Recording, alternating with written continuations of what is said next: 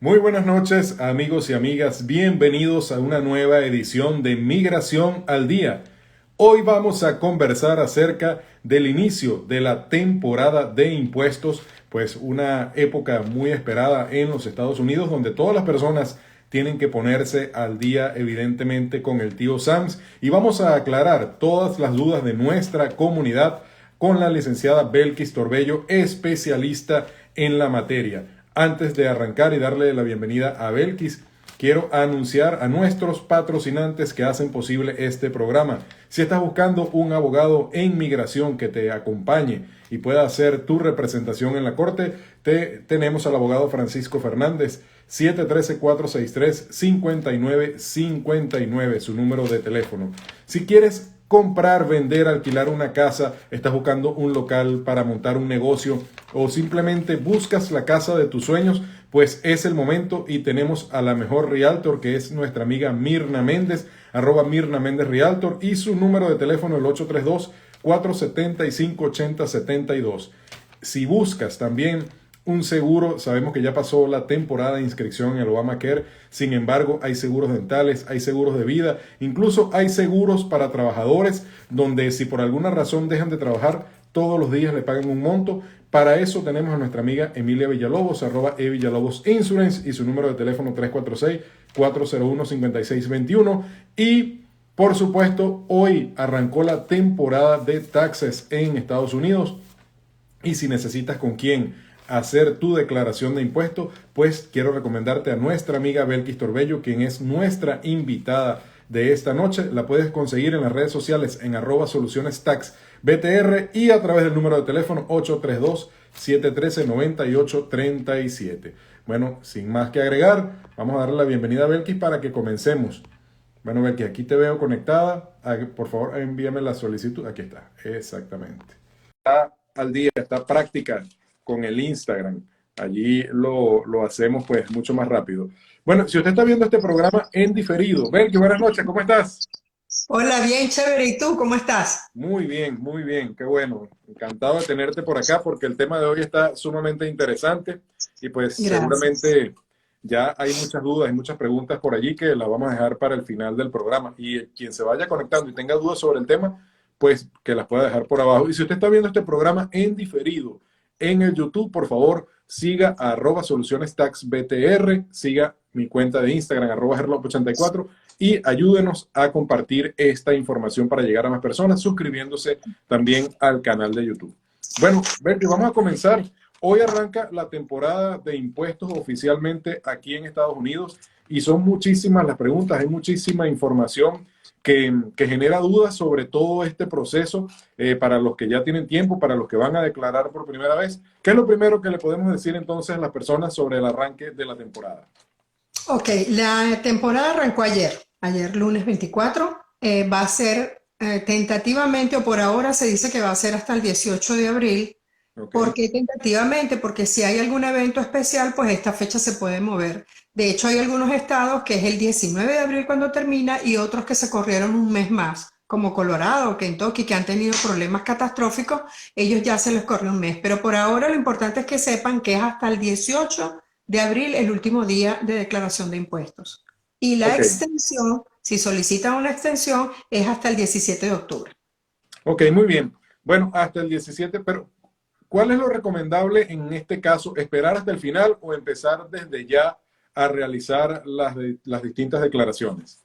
No, la recomendación principal es que las personas lo hagan lo antes posible, porque en la medida que va avanzando la temporada, pues obviamente hay mucho más movimiento, el IRS tiene todavía el personal incompleto por lo del COVID y se van trancando, o sea, los tiempos se van alargando. Entonces lo recomendable es que lo hagan lo antes posible. Ok, muy bien. Bueno, entonces vamos a comenzar por aquí. Yo tengo algunas preguntas que la gente ha dejado, pero no sé si quieres desarrollar antes algún tema central para que comencemos posteriormente a responder todas las dudas. Ok, vamos a darles un poquito de información y entonces también podríamos combinarlo. Podemos dar un poco de información, haces preguntas y seguimos. Ok, Bueno, algo de lo que preguntan mucho es acerca del reembolso. Legalmente, de acuerdo a lo que dice la ley, 21 días después que el IRS haya recibido efectivamente la declaración, debería de estar el reembolso listo. O en los casos que hayan involucrados niños y tengan créditos como el Child Tax Credit o el Earning Income Credit, es hasta mediados de febrero. Pero ¿qué sucede? Esto va a funcionar si la declaración está completa, si no tiene ningún error, si ya la persona tiene una cuenta bancaria donde le hagan el depósito directo y que la mande vía online. Por supuesto, si es por correo normal, si le tienen que mandar un cheque o si la declaración tiene algún error, pues se le va a tardar muchísimo más. Ok, entiendo.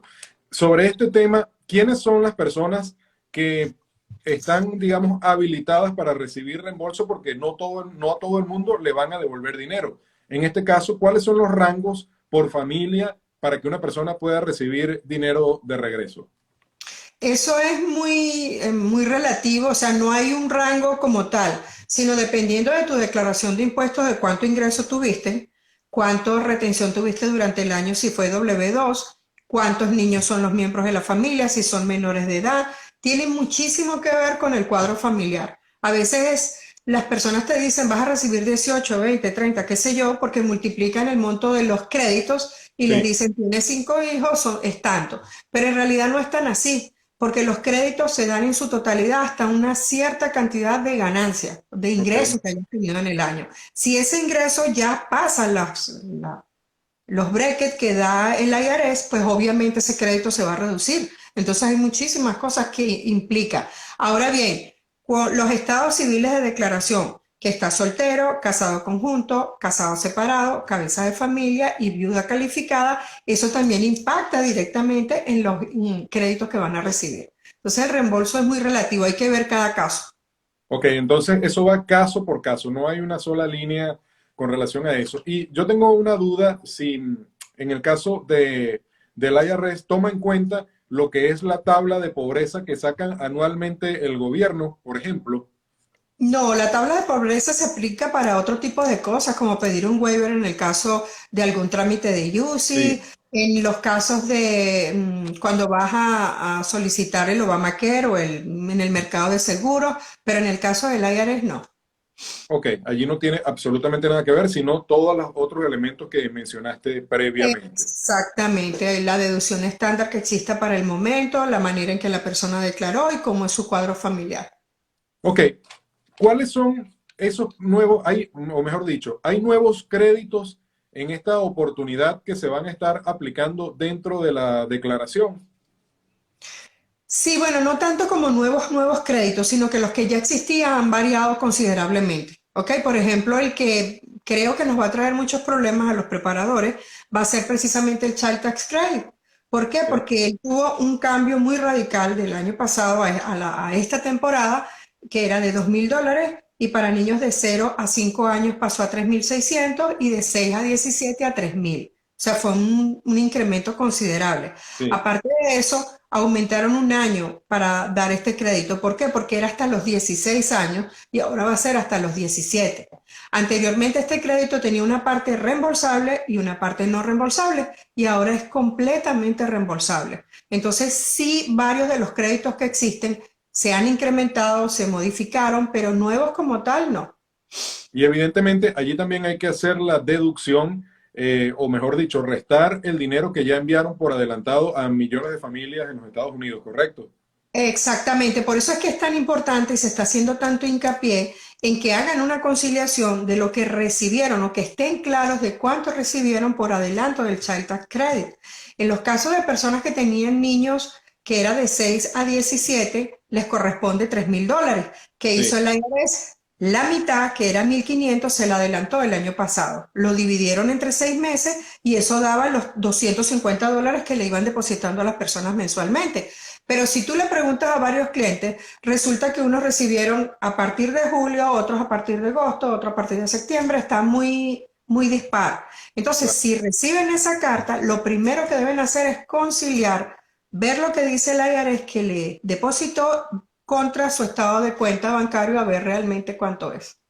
Bueno, y a todas las personas que nos están viendo, si tienen preguntas sobre este tema, por favor déjenlas aquí abajo para hacerlas en unos minutos y ayúdenos a compartir, ayúdenos a llegar a más personas en este momento que puedan estar interesados en el tema para que aprovechen la transmisión en vivo. De igual manera, este programa queda grabado, se va a retransmitir también por el YouTube, pero en la transmisión en vivo puede responder la pregunta directamente que a usted de repente le hace falta. Mira, a ver, que con relación a ese tema de, el adelanto del dinero por los niños, si bien es cierto, eso llegó en meses diferentes, llegó, digamos, completo. Al que le llegó en agosto, al que le llegó en septiembre, le hicieron un recálculo del mes que no le pagaron y le incorporaron ese monto allí, o por lo menos esa fue mi experiencia. Sé de otros casos de personas que también fue así. Incluso en el mes de diciembre, hay personas que le pagaron mucho porque no les habían pagado adelantado. Entonces, bueno, de repente lo más importante es tener a la mano la planilla que tú señalas que envió el IRS, bueno, en el caso, o que está enviando, porque ya yo la recibí, por ejemplo,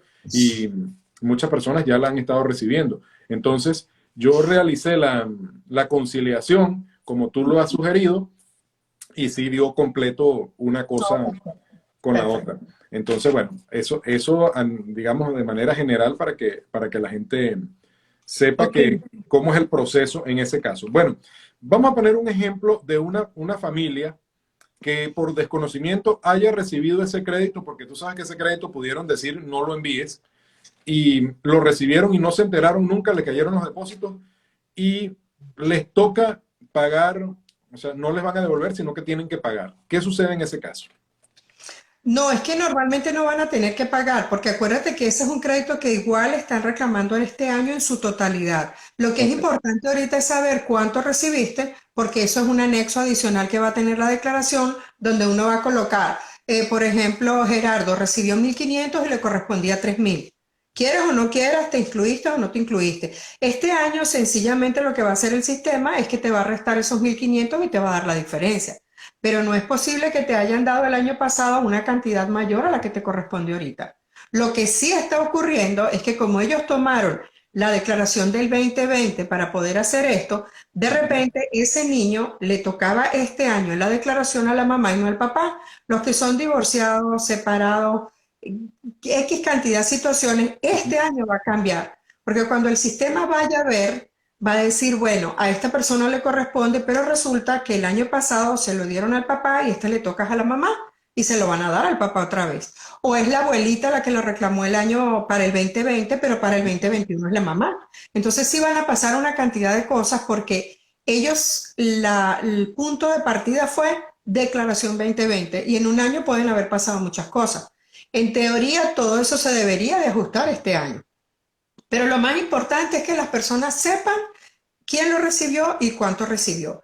Si esa planilla me están llamando, no me ha llegado a las 6419, puede declarar. La planilla básicamente es para que usted tenga una idea o concilie cuánto fue el monto que usted recibió. Pero hay otras maneras. Sencillamente, primero, ver sus estados de cuenta, como tú bien dices, y tenerlo, Sí. saber cuánto recibió. Si tienen dudas, se pueden ir a irs.gov, B de Venezuela, y allí van a encontrar un menú donde le dice el adelanto del Child Tax Credit, se van a Claro. meter allí y hay una manera de consultarlo. Ahí Tú tienen que crear creaste, una cuenta.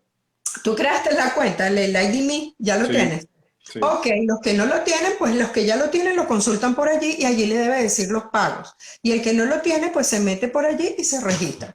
Y en última instancia, si tengo muchas dudas, no tengo la carta, no tengo ID.me, llamar a la IRS. Que Ok, bueno, es un claro. poquito difícil, pues. Pero dejamos claro que ese monto tiene que ir exacto porque recuerdo que tú decías que si el monto va inexacto por $1, regresan la declaración. No devuelven la declaración, en realidad el IRS la acepta. Ok, Lo que pasa es que cuando ella la está procesando, la va a dejar a un lado porque hay una disparidad. Y ok. obviamente le va a dar prioridad a todas las declaraciones que sí compaginan con lo que ellos tienen y estas se van a ir quedando. Cuando al fin ellos la revisen, ¿qué van a hacer? Si tú dijiste que me debes 1.500 y el IRS dice no, te debo 2.000 o menos, el IRS va a hacer la modificación sobre tu declaración de impuestos y no te va Ujú. a dar el reembolso igual. Te va a llegar tu reembolso y te va a llegar una carta diciéndote que no te correspondía esta cosa. Tú puedes, después de recibir el reembolso y recibir la carta del IRS, seguir haciendo el reclamo. ¿Ok? Ok, Si estás entiendo. completamente seguro de lo que recibiste y tienes cómo probarlo, puedes reclamar ese crédito todo el tiempo que sea necesario hasta que ellos te lo reconozcan. Hasta que ellos te lo reconozcan. Entonces, con relación a la pregunta anterior de donde viene esta conversación, independientemente del monto que haya ganado una familia este año, no tiene, o el año pasado, mejor dicho, no tiene que devolver absolutamente nada del dinero por los niños.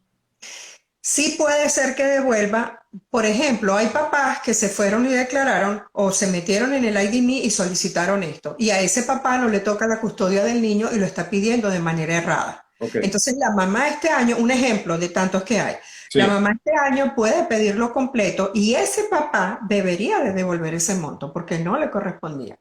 Oh, Depende del caso que se dé, pero por ejemplo ese sería uno. La mayoría no va a tener que devolver dinero. ok, muy bien. Bueno, Belki, vamos a comenzar con algunas preguntas que están por acá, Ujú. que generan mucha duda en nuestra comunidad. Y esta es una que no sé cómo la podemos manejar, pero por ejemplo, tú sabes que muchísimas personas trabajan utilizando las cuentas de cualquier cosa, ¿no? De Uber, de Ujú. DoorDash, de Delivery, etcétera. Ok. Vamos a suponer que una persona tenga tres cuentas y una la haya usado él y la otra su esposa. Y Ujú. esas cuentas, una dio 30.000 y la otra 40.000. ¿Cómo se concilia eso a la hora de la declaración? No, no tiene absolutamente nada que ver que otra persona la haya utilizado. Me estás hablando de que otra persona utilice la cuenta de otro más, Sí, no la propia. no Ok. la propia Para persona, no, no el empezar, eso dueño. es ilegal, o sea, eso no se debe hacer. Podemos hablar de lo que se hace en costumbre, pero si vamos a la parte legal, eso no se debe hacer. Cada persona tiene que tener su propia cuenta, para Correcto. empezar. En segundo lugar, si ocurren cosas de este tipo, ¿cómo se pueden separar? Se supone que a cada persona le van a depositar el monto que le corresponde, o en Sí, este caso a una sola persona que es el dueño de la cuenta. Él sí. debe transferirle ese dinero a la otra persona que realmente trabajó y ella por sus estados de cuenta lo puede hacer, no hay ningún problema. Ahora, una comunidad conyugal puede ser el ingreso de una de las personas en una de las formas, no hay inconveniente. Pero Ok. si Sí. necesitaran disgregarlo, uno con la forma y el otro con los estados de cuenta del monto que haya recibido. Bueno, con los estados de cuenta, sé que el tema es ilegal, pero es una pregunta que hacen y que está sucediendo. Con los No, estados de cuenta, una no. persona que no tenga permiso de trabajo tiene, puede hacer una declaración de algún tipo o debe Bueno, hacerla. como tú dices, es ilegal, pero debe hacerlo, tiene que hacerlo, es su obligación hacerlo. Siempre que tú tengas un ingreso en este país de manera legal, ilegal, como sea, tú tienes que declarar. Para eso existe el ITIN number, precisamente. Hay un poquito de contradicción en la ley, porque por un lado como que no lo puedes hacer, pero por el otro lado el mismo IRS te dice, yo te doy un tax ID para que tú me declares. Entonces, lo que le interesa al IRS y lo que es legal es lo que ganaste aquí, inclusive los americanos afuera, pero lo que tú ganaste aquí lo debes declarar. Siempre, siempre.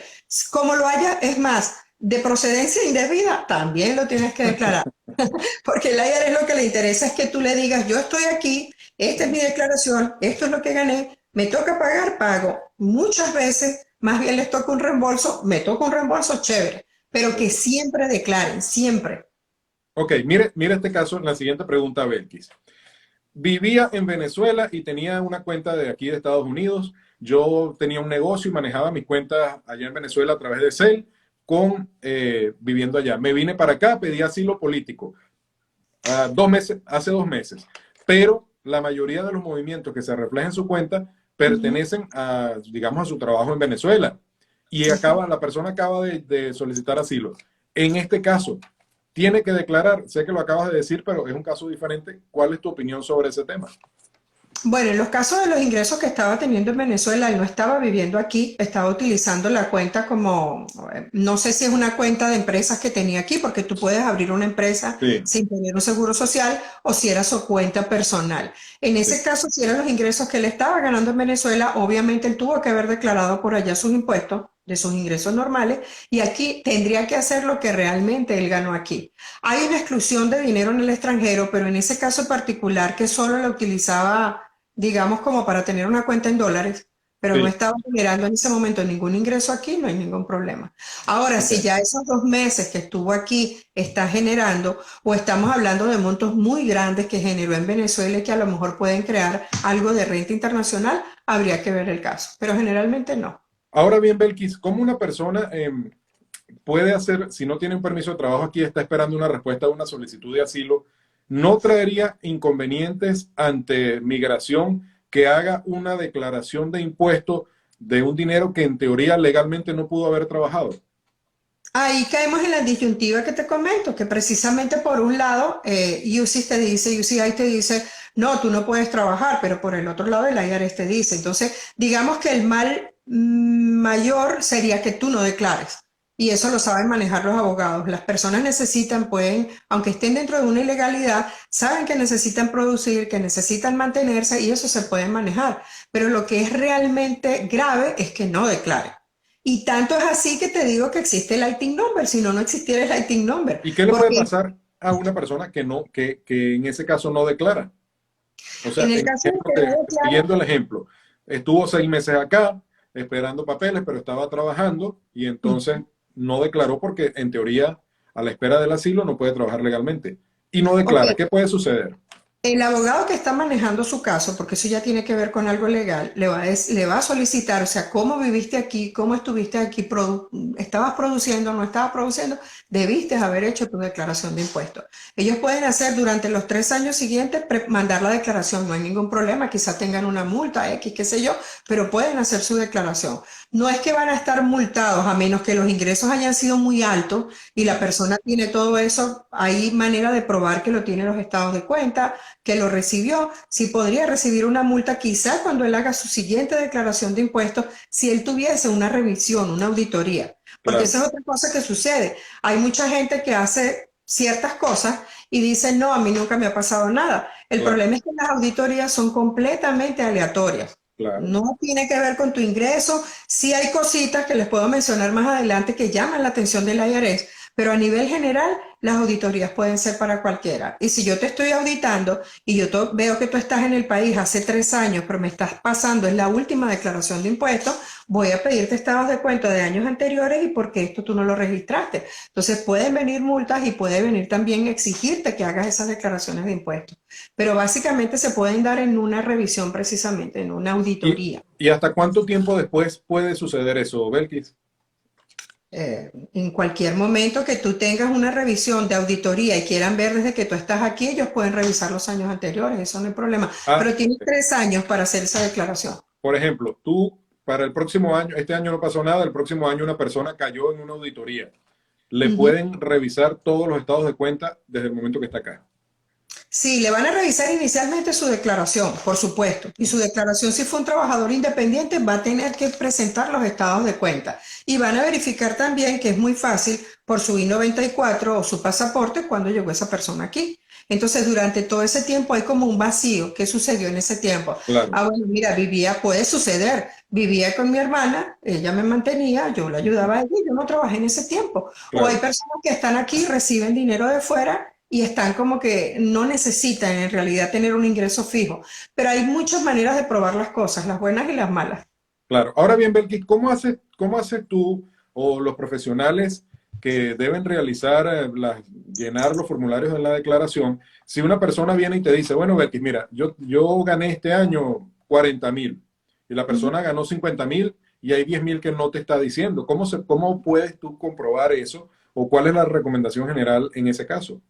Bueno, ok, fíjate, hay muchos preparadores de impuestos y ese es un error grave que hay, que lo que le dice el cliente es lo que coloca en la declaración, porque en teoría, aquí se maneja lo de la confianza, de que yo te estoy creyendo lo que me estás diciendo y yo lo coloco. En mi caso, yo les pido los estados de cuenta y yo verifico cuáles fueron los ingresos que tuvieron durante todo el año. Y te voy a decir, Gerardo, me estás diciendo que son 40 y en tus estados de cuenta o los ingresos que me estás reportando, estoy revisando y son, en vez de 40, son 80. ¿Por Ujú. qué no estás declarando esos $40,000? Entonces ahí nos podemos sentar a hablar y tú me vas a decir, hubo un préstamo de Opportune, mi hermano me prestó, me regalaron hasta $15,000 que no los tienes que reportar, X y lo podemos ver. Entonces siempre la declaración de impuestos se debería de hacer con la idea de que me van a auditar. ¿Por Claro, qué? Porque ya tú sabes que cuando a ti te llamen Gerardo, van a decir, epa, hay 40 que no declaraste y tú estás claro por qué no lo declaraste. Eso es lo Claro, realmente importante. El problema es que, como te digo, la mayoría de los preparadores de impuestos se limitan a preguntarte una cantidad, a colocarla allí. Una vez que tú firmas la declaración de impuestos, esa es tu responsabilidad. ¿Ok? claro, claro. ¿Y qué pasa en ese caso con esos, de que de esos 40.000, 20.000 sí están justificados y los otros 20.000 no? Entonces, en vez de ser 40, como te dijeron, eran 60. ¿Le corresponde multa a esa persona?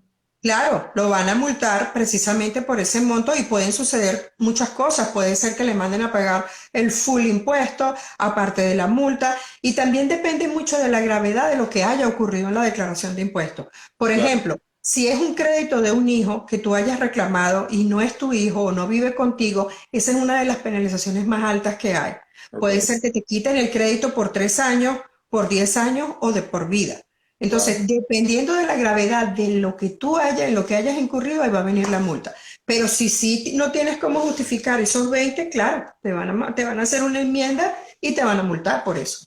Ok, muy bien. Las multas, ¿de cuánto a cuánto van las multas, Belkis?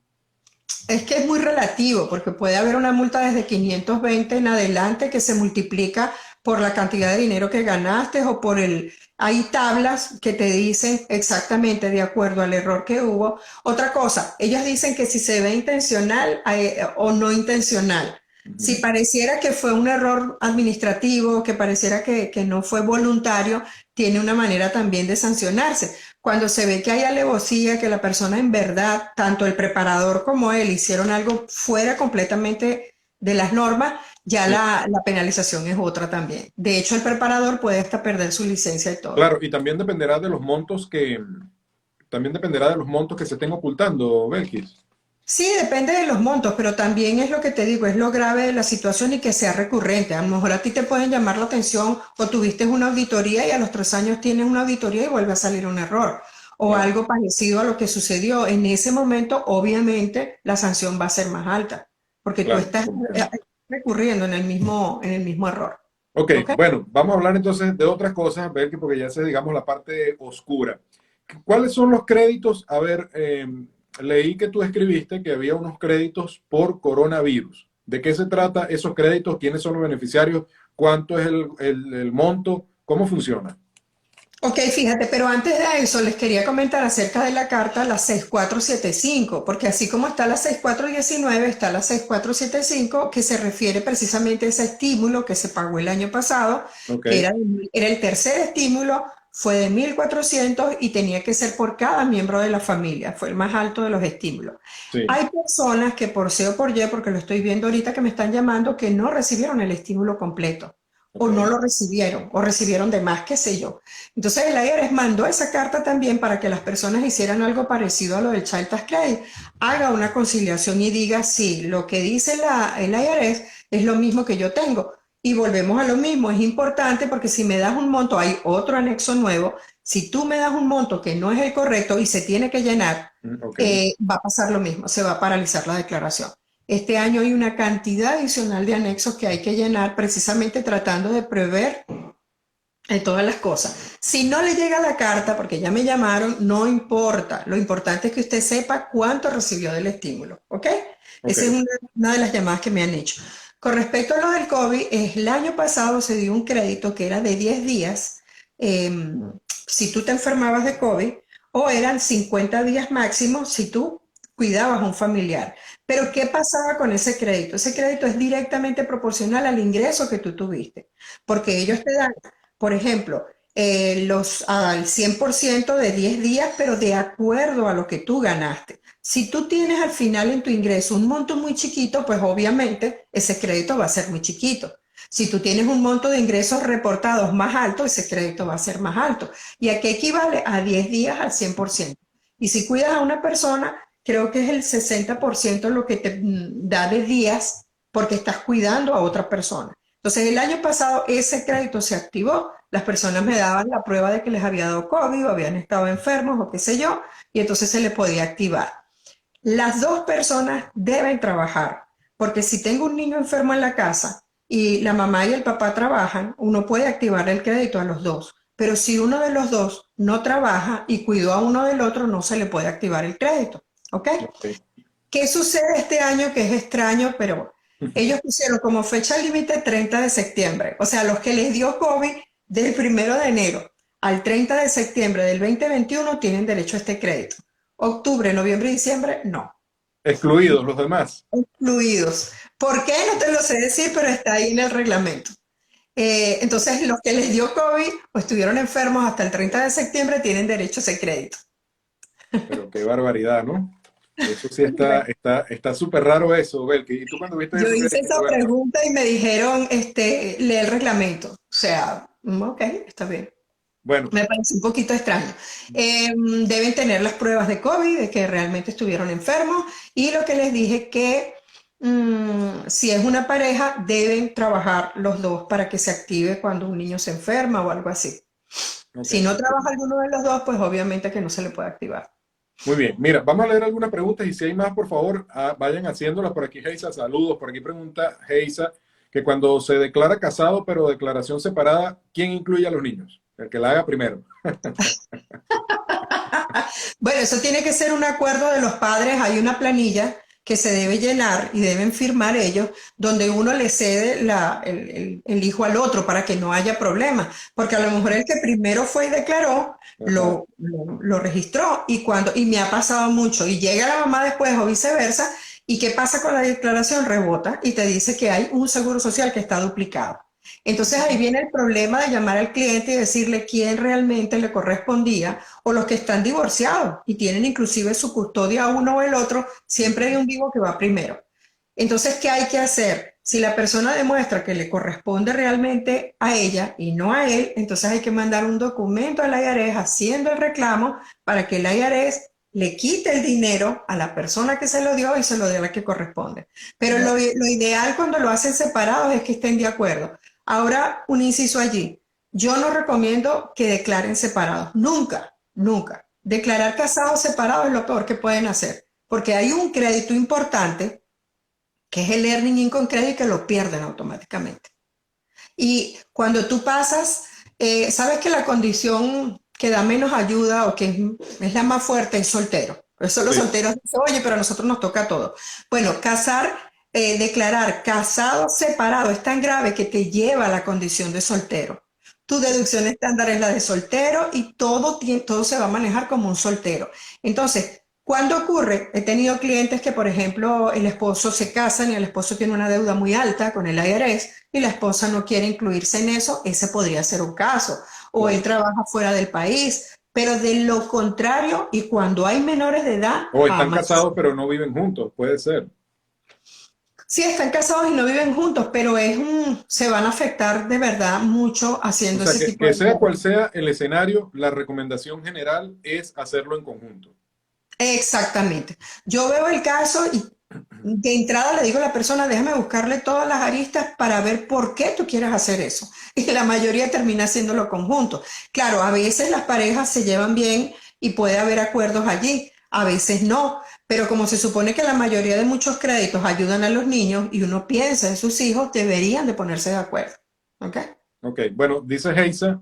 Bueno, Heisa, yo creo que ya se respondió la pregunta. Si te quedaron dudas, pues allí hazla de nuevo. Y las personas que están viendo, si tienen dudas, es el momento porque vamos a estar leyendo algunas preguntas sobre el tema que dejen por acá. Bueno, créditos para primeros compradores de casa. Belki, ¿cuál es la recomendación? ¿Cómo es el procedimiento? ¿Qué se le puede decir a esas personas que van a comprar su casa por primera vez y qué deben tener en cuenta sobre esta declaración?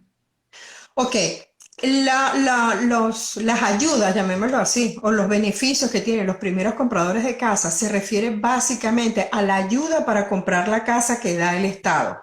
Que si te ayudo a pagar el down payment, que va a ser cero, o los gastos de cierre te voy a ayudar a pagarlos, o te voy a dar unas mejores tasas, unas mejores condiciones. Todo lo que el Estado da, y cada Estado funciona diferente, para ayudar a ese primer comprador.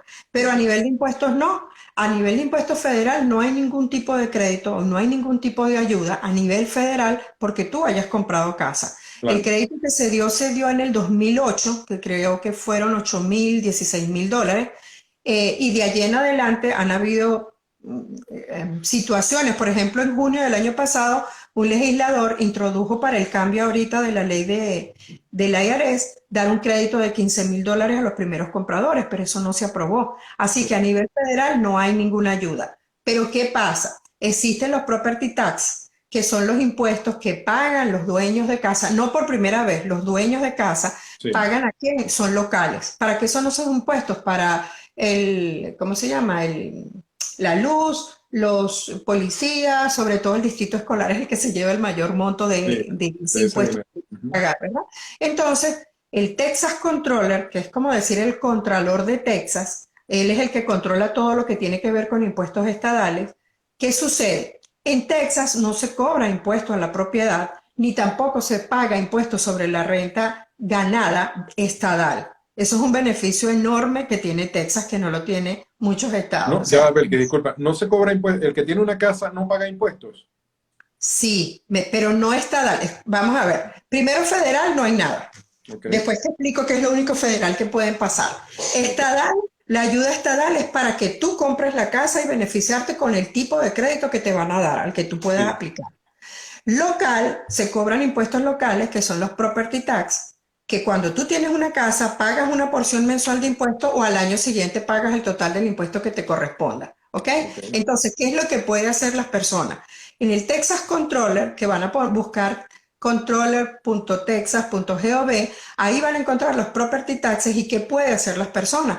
Llenan una planilla, la introducen esto tiene que ver con el condado. Por ejemplo, yo vivo en el condado Harris, yo sí, me meto en el Texas Controller, busco condado Harris, busco dónde está el representante de tasación y el que cobra impuestos de esta localidad. Y allí meto una planilla. Entonces ellos me pueden dar una exoneración a mí, ¿cómo? Si mi casa cuesta $200,000 y ellos me dan una exoneración de 50,000, ellos van a decir, bueno, Belki, yo te voy a calcular impuestos en base a 150,000 y no 200, que es lo que vale tu casa. ok, Obviamente, si me bajan el precio de la casa, yo voy a pagar menos impuestos locales. correcto. Una cosa con la otra.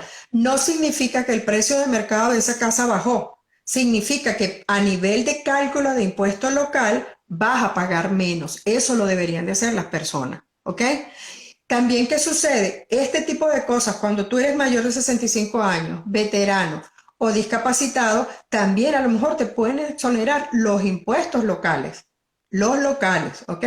Entonces yo le recomiendo a las personas que antes del 1 de mayo de cada año llenen esa planillita, hagan que les hagan su tasación de la casa y probablemente puedan conseguir que les bajen los impuestos locales. ¿Cómo entra todo esto en la federal? Cuando tú vas a presentar la declaración de impuestos federal, esos property tax que pagaste, más los intereses del mortgage, más los real estate, porque eres dueño de casa, los Sí, puedes deducir en la declaración de impuestos federal, siempre y cuando se cumplan ciertas normas. Pero todos esos impuestos que te tocan pagar y los intereses de tu casa y los real estate, tú los deduces en tu declaración de impuestos. No todo el mundo lo puede hacer porque tiene sus variantes, pero así es que sí. funciona. Ahora, un crédito directo no hay, no Ok, existe. ok.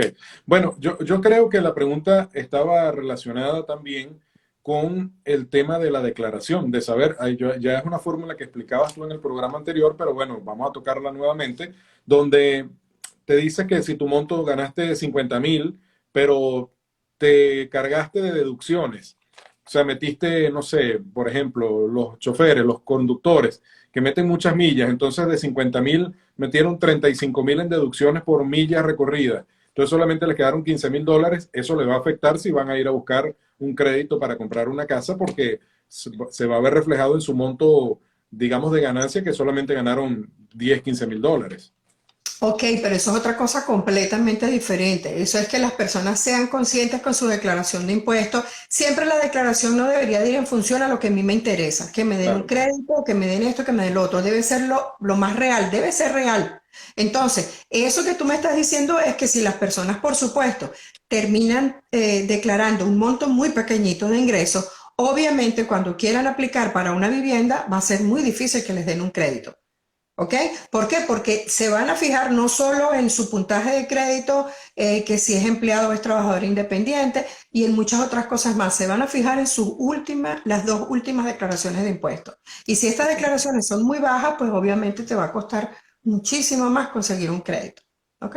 Ok, ¿eso te puede aumentar el interés del crédito o simplemente no Te lo puede que no podría te lo aumentar, den? pero lo más seguro es que no te lo den, es que no te otorguen el crédito. O si te dan un crédito, no es tanto en la tasa tiene que ver con tu puntaje de crédito, obviamente, pero ya hay tasas establecidas. ¿En qué te puede afectar? Que a lo mejor ahorita una casa, yo creo que la mínima casa ya vale $300,000 y tú quieres Sí. esa casa, a lo mejor te dicen, mira, Gerardo, te puedo aprobar hasta 150. Y tú Ujú. dices, wow, pero no me alcanza, no me gusta en la zona que puedo conseguir eso, qué sé yo. Bueno, pero esa es la aprobación que tienes. Ok, Entonces, me compro un tráiler ahora, entonces. ah, Le digo, me compro un tráiler. te compras un tráiler, pero a lo mejor un tráiler ya, no sé, costará 200,000 porque eso ha aumentado tanto. Entonces, el consejo es que haga su declaración lo más consciente posible, y que no es tan beneficioso como la gente cree a veces hacer unas declaraciones de impuestos mínimas, e inclusive hay personas que declaran tan poco que ni siquiera se les activan ciertos créditos. Increíble. O sea, fue tan poco que ni siquiera tuvieron crédito. Entonces, hay que hacer la declaración lo más consciente posible. ¿Ok? Correcto. Mira, a ver, que con relación a qué cosas no entran dentro de la declaración. Tú decías, por ejemplo, que el dinero que te regalen no entra dentro de la declaración. Qué otros ingresos pudieran no ser objeto para contabilizarse allí o dinero que haya pasado por una cuenta, mejor dicho? Bueno, yo te lo voy a decir al revés. ¿Qué es lo que se debe declarar? ¿Ok? Ok. Todo ingreso ganado dentro del país con tu esfuerzo, sea ingreso pasivo, ingreso activo, porque tienes inversiones, por lo que sea, todo el ingreso trabajado, ganado, tú lo debes declarar. Ok. Obviamente, si tú pediste un crédito, por ejemplo, hay muchas dudas con el PPP y el EIDL. Esos Ujú. son préstamos que a ti te hicieron y que tú los vas a pagar.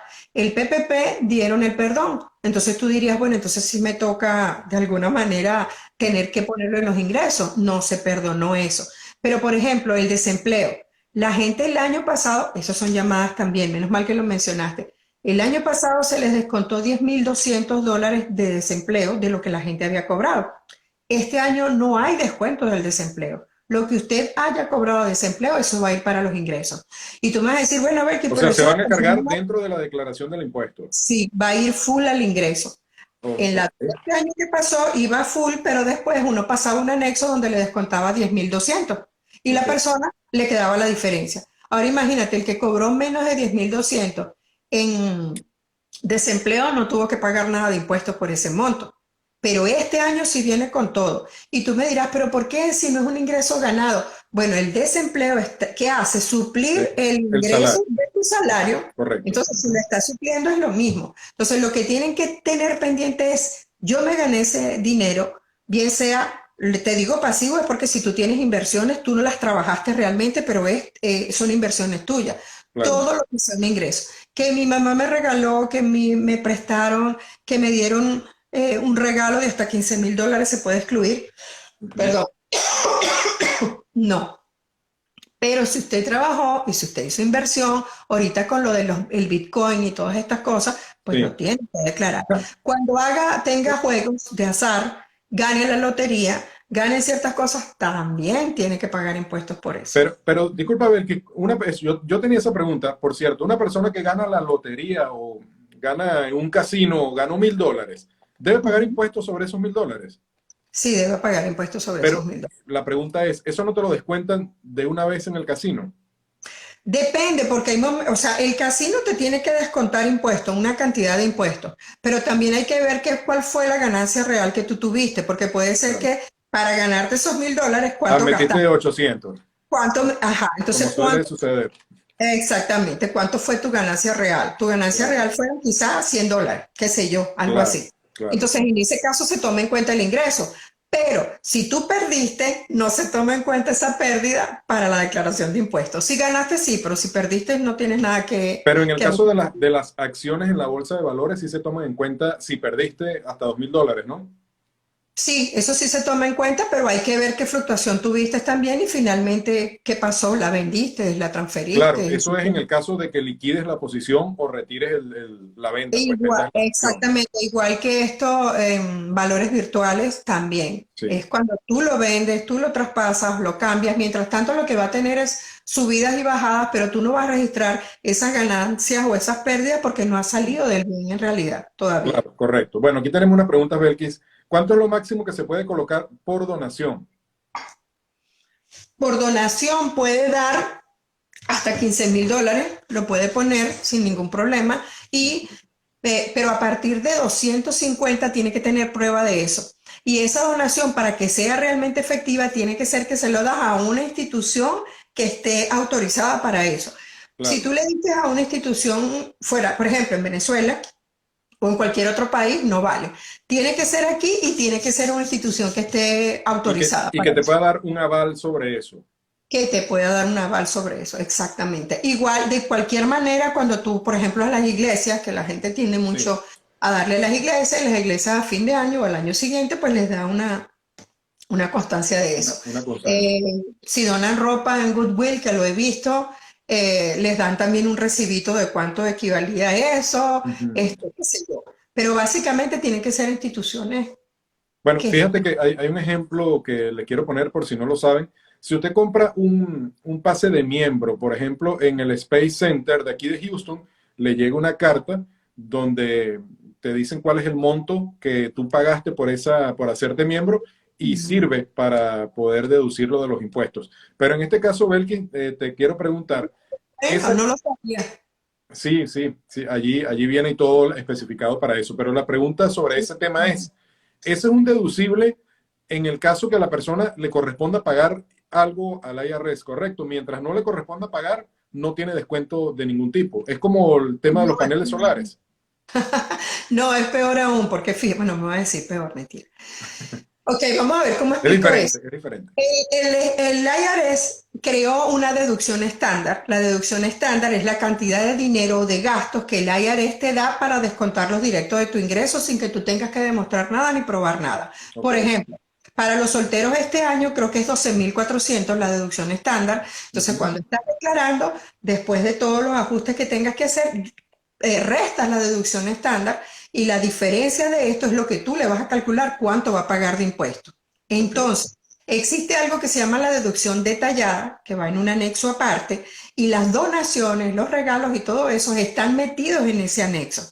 Si las deducciones que permite meter allí en ese anexo el IRS, que son gastos médicos y dentales, una cierta cantidad, el mortgage de los intereses que tú hayas pagado, los property tax o los taxes que tú hayas pagado, a excepción de los federales, y los regalos o las catástrofes, si ese anexo da más que tu deducción estándar, yo voy a usar tu anexo y te va a servir. Pero ok. si tú me dices, ven, que tengo una donación de, no sé, de $3,000 y resulta que eso es lo que tú tienes para el anexo A y tu deducción estándar son 12,400, yo no la voy a tomar en cuenta. Entonces, ese tipo de gastos hay que ver si supera la deducción estándar. Si no, se pierde. No se Mm, hace nada, no ok, se puede no hacer. se hace nada con eso. Ok, muy bien, es bueno saberlo. ¿En qué momento se pagan los impuestos por la diferencia de precio entre la compra de la casa y el precio actual? Cuando se vende. Mientras no se venda, no Mientras tienes no nada se que venda hacer. nada. Claro, Claro. porque a final de cuentas la casa pudo costar 200, hoy vale 300, pero a lo mejor mañana pasa algo y vale otra vez 200, por esa razón, ¿no? Tú puedes hacer cualquier ajuste de valor de mercado para saber cuánto vale tu casa, una tasación, lo que tú quieras, pero hasta que tú realmente no la vendas, la transfieras, la traspases, o sea, cuando tú hagas algo con ese bien, es que se va a ver qué va a pasar en ese momento. Ahora fíjate, cuando tú eres comprador de casa por primera vez, que es una parte buena allí cuando tú vendes, si te quedas viviendo, si mantienes la casa por 5 años y vives por 2 años allí, tiene una exclusión bastante alta. ¿Qué significa eso? Para personas solteras son 150,000, para personas casadas son $300,000. Cuando tú hagas la venta y tengas un beneficio de esa ganancia, el beneficio son $50,000, tú no vas a pagar nada de impuestos sobre eso porque ya existe una exclusión. Pero si no la tuviste por 5 años y no viviste por lo menos 2 años, no vas a poder tener esa exclusión. Yo tengo tengo dos amigos que iban a vender la casa y yo los conocía y sabía cuándo la habían comprado. Entonces les dije, aguántense por esto y esto, y les demostré la diferencia que iban a tener que pagar impuestos versus no pagar nada. ¿Y cuánto se ahorraron? Bueno, cuando ya tú, por ejemplo, había uno que tuvo una ganancia de 60.000 en la venta de la casa y él no pagó nada de impuestos sobre eso porque él estaba todavía sobre la exclusión. Y el otro muchacho, creo que la ganancia de él fue más alta, fue como 80 y algo, pero no pagas impuestos, no estás ganando algo a tu favor, pero estás dejando de pagar impuestos, que al Claro final se queda en tu bolsillo. que al final, pues, que al final es sumamente Ya, importante. de hecho, uno de ellos le faltaba, era como 6 meses para que cumpliera el periodo reglamentario y él dejó la casa por esos 6 meses más. Ok, entiendo. Bueno, por aquí decía XYZ Jaeger que 3000, no sé si tienes alguna pregunta, es el momento de hacerla. A ver, ¿que alguna otra cosa que se nos está quedando pendiente antes que entremos a la recta Sí, final? sí, mira, me han llamado mucho por lo del home office y hay un error allí, porque las personas cuando son trabajadores independientes, entonces me traen los gastos del pago de la renta, de la electricidad, de la comida, de la casa, esos son gastos personales. Que Claro, seas trabajador independiente o empleado, no se pasan. ¿Por qué viene la confusión? Porque existe el concepto de home office. Si sí, usted trabaja en su casa y lo tiene un área de su casa destinada para uso específico de su trabajo, esa porción de la casa y los gastos proporcionales a ese espacio que usa se pueden pasar. Eso es otra cosa diferente. Entonces, ¿quiénes lo pueden pasar el home office? Primero tienes que ser trabajador independiente, sole proprietor, qué sé yo, para poderlo hacer. Un empleado obviamente no lo va a poder hacer. claro. Segundo, que realmente uses el área para trabajo, exclusivo para trabajo. Y en tercer lugar, que dentro de la declaración del anexo C, que es donde se preparan los trabajadores independientes, tenga consonancia con tu ingreso. Porque, por ejemplo, si tú tienes un ingreso y nada más el home office te va a llevar a pérdida o se va a comer el ingreso, eso no tiene Claro, sentido, ¿no? claro. Algo no está bien. Y existen dos formas. Una forma es esa, proporcional a lo que tú utilizas, y otra forma es un estándar, que son hasta 300 pies cuadrados a $5, 1.500. ¿Qué significa eso? Que yo puedo pasar, que tú me dices, mira, yo uso una porción muy pequeña o no llega a cierta cantidad o lo uso como depósito, entonces usamos esa que es estándar. Y sobre esa no tienes que dar ningún soporte ni nada. Ok, muy bien. Mira, por aquí pregunta Geisa que si esa exclusión, la de la casa, toma en cuenta Ujú. el ingreso. No, toma en cuenta el ingreso. Eso tiene que ver con la compra-venta de la casa. Ok, no tiene absolutamente nada que ver con eso. Ah, ok, entonces con eso del home office, para cerrar el tema, hay más variables. No es solamente que trabajo desde mi casa, sino que tienes que, bueno, colocar allí en el tema de los gastos, ¿no? En el tema de las deducciones.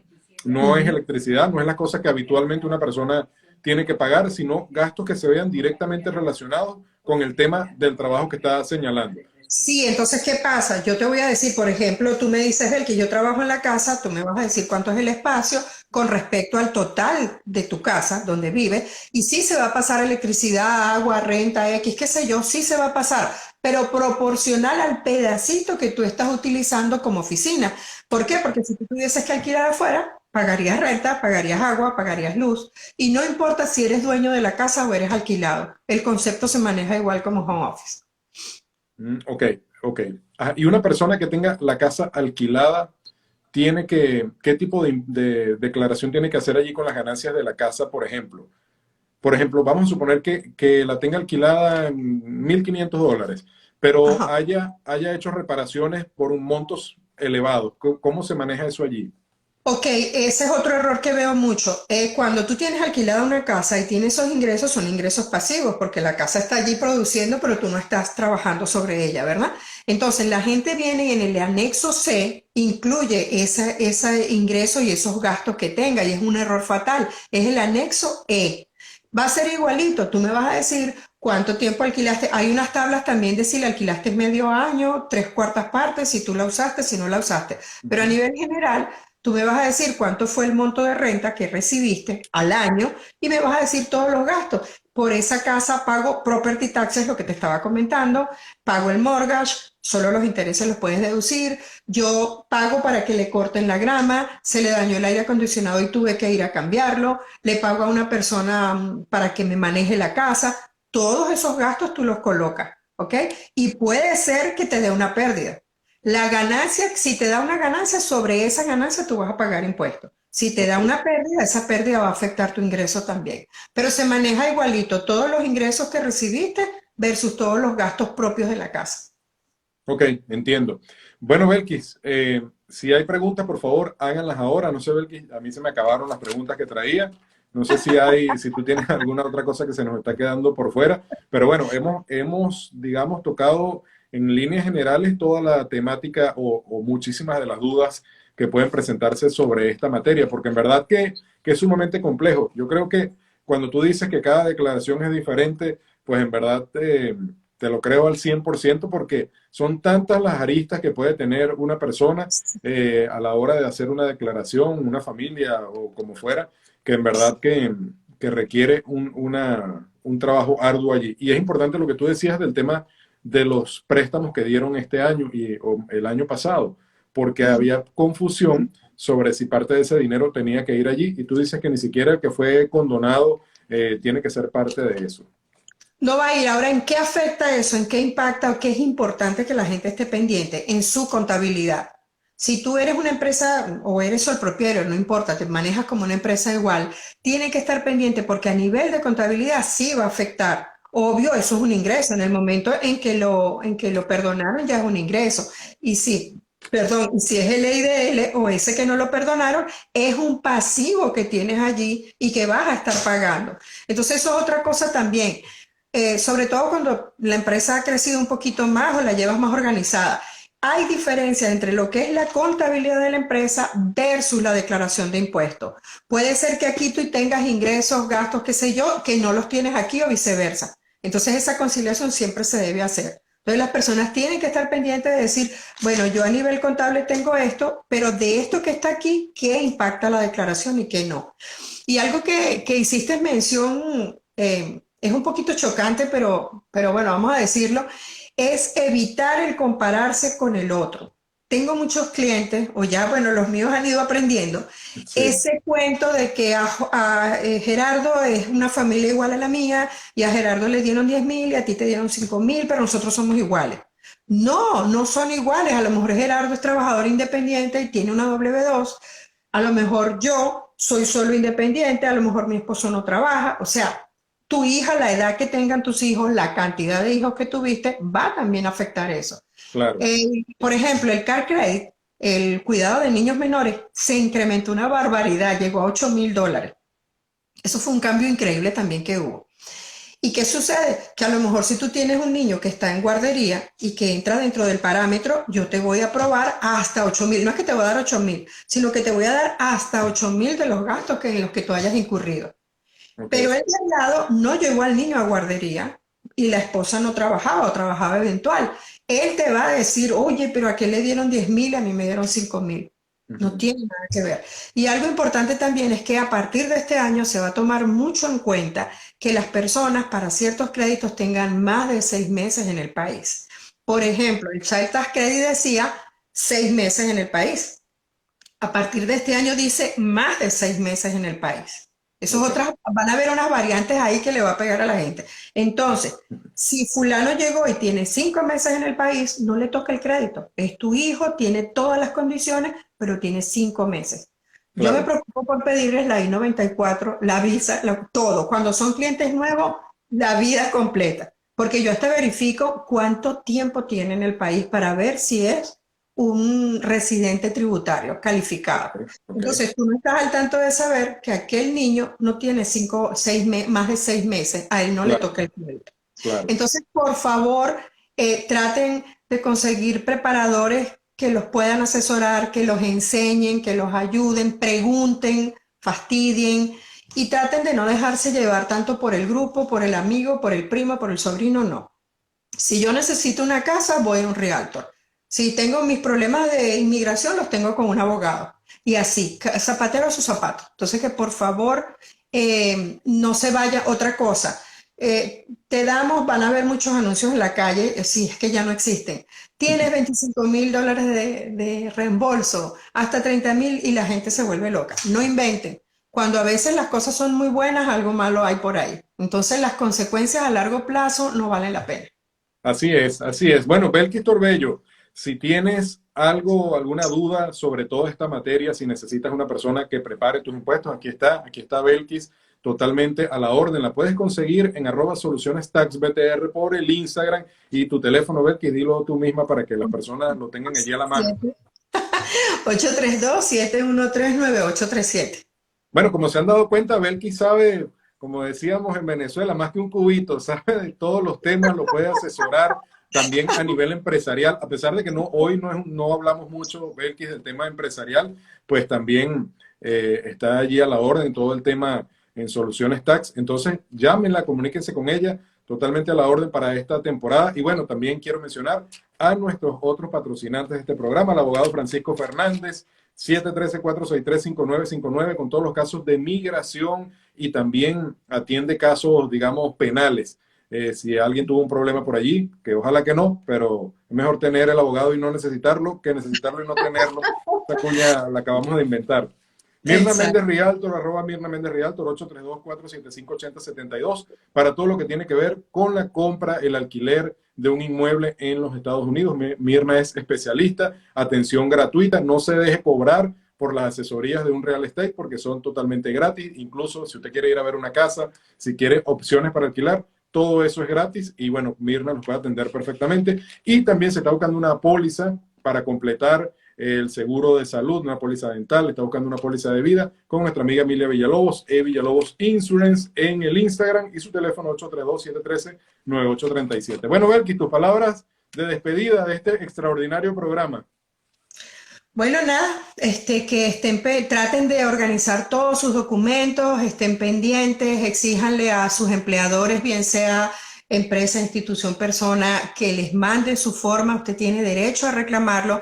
Después del 31 de enero ya ellos están extemporáneos, van a recibir multas, creo que es $50 por cada forma retrasada, ellos, el empleador. Entonces usted está en todo su derecho de exigirle que les dé su documento. Busque, organícese su carpeta, esté bien pendiente y asesórese con gente que sabe, por favor. Así es, y si usted está viendo este programa en YouTube en diferido, por favor suscríbase al canal y síganos en nuestras cuentas en Instagram, @herlop84 y @solucionestaxbtr. Y bueno, ayúdenos a compartir esta información y a llegar a más personas. Me despido por esta noche, nos vemos la próxima semana en otra edición de Migración al Día. Que buenas noches, muchas gracias, un enorme Bueno, placer una vez encantada. más. Saludos amigos, Gracias. gracias por su conexión. Hasta luego.